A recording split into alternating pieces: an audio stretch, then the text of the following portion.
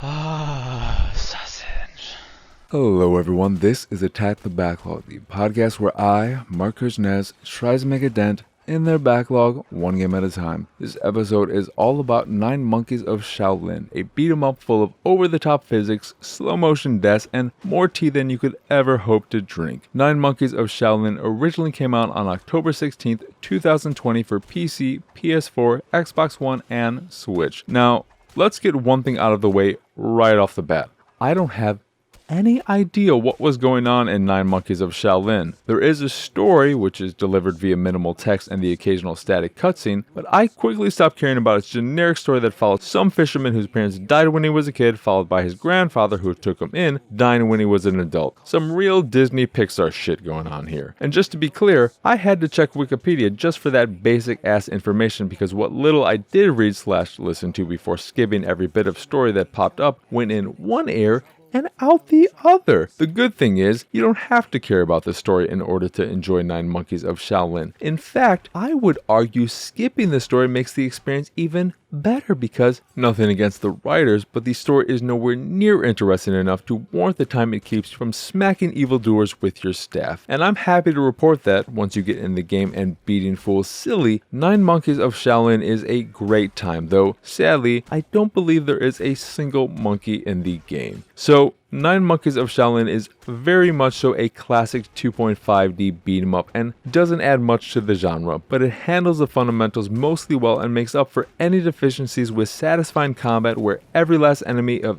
any battle dies in glorious slow-mo as their body ragdolls amusingly against a wall, a pole, or through some kind of disposable furniture. It's simple and may sound like it would get old fast, but I never tired of watching enemies fly all over the place with every final hit. If there's one thing 9 Monkeys of Shaolin gets right, it's the visual feedback one gets when hitting enemies. You always know when you make contact, and said contact is always satisfying. But while it is always satisfying when you land a hit, and especially so when you land that final hit, the combat is not without its problems, some of which do make the experience more frustrating than it should be at times. The combat consists of a few basic attacks, a light attack, a thrust attack, and a kick attack. And then you have powered up attacks you can perform if you build up enough ki, which you gain by using the basic attacks. These powered up attacks include a strong overhead smash and an area of effect spin attack. In addition to attacks, you also eventually gain a few abilities that affect surrounding opponents, like suspending them in air or pulling them right up in your face. I also alluded to tea drinking earlier, and you do drink a lot of tea which is used via the D-pad, in order to regain a bit of health, boost your attacks temporarily, max out your ki meter, or add a little shield to lessen enemy damage. Last but not least, you can also counter enemy attacks whether said attack is a melee attack or a ranged attack. So there is a fair amount of depth to the combat, and you can increase your level to focus on what abilities you prefer. I'll get to the leveling system later, and for the most part it all works really well. However, the counter system is inconsistent, sometimes wildly so, and I found myself dodging away from attacks as opposed to countering them, except with ranged attackers since you often can only hit them by countering their projectile back at them. Part of the problem is that enemies come at you in groups and not one at a time like a proper kung fu fight. Fun fact, the original title of Kung Fu Fighting by Carl Douglas was Everybody Was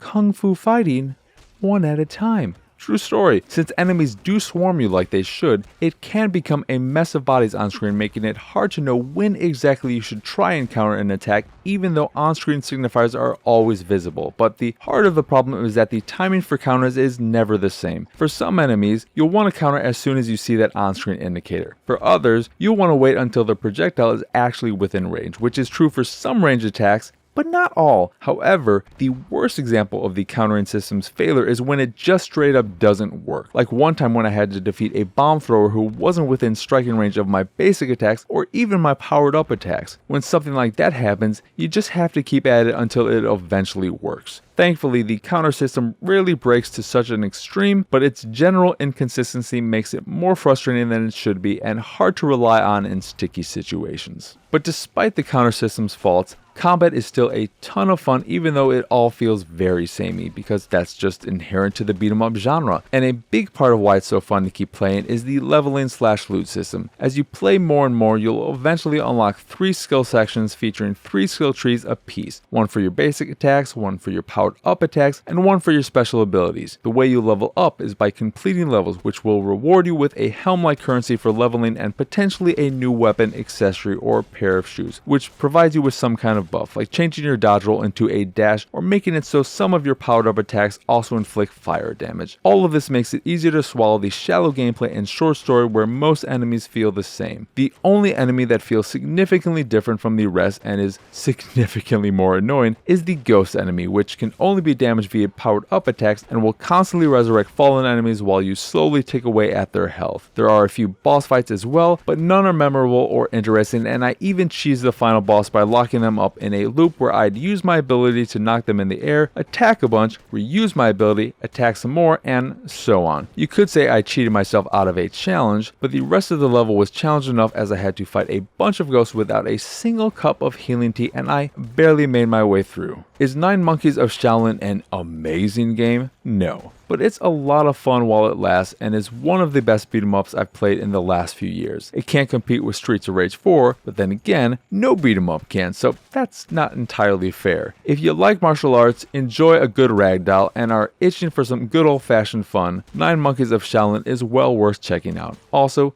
it looks pretty good too, with a decent variety of areas that could range in color wildly and contrast max out to make every area and every fight as stylish as possible. Anyway, that will do it for this here episode of Attack the Backlog. Once again, I am Marc. Y'all can find me on Twitter and pretty much everywhere at PXSausage. The site is, of course, pixelatedsausage.com, where you can find this podcast, the Pixelated Sausage Podcast, and unamazingly Baka, all of which are available on podcast services across the globe. You can also check out the video version of this show over at youtube.com/pixelatedsausage. Please like, subscribe, hit that bell, and all that jazz if you would be so kindly and haven't already done so. You may be watching right now and saying to me, I have done that. I did that like months ago. And if you did, thank you. If you haven't, it would be nice if you did, but you don't have to. It's fine. If you'd like to check out the art I make, you can go back to pixelatedsausage.com and check it out there. If you see something you like, you can purchase a print of the piece you fancy. And if you fancy the site in general and anything that we do, please go over to patreon.com/pxs and support us that way. As always, thank you for watching or listening. I hope you enjoy this here episode, and I hope you have a wonderful, wonderful rest of your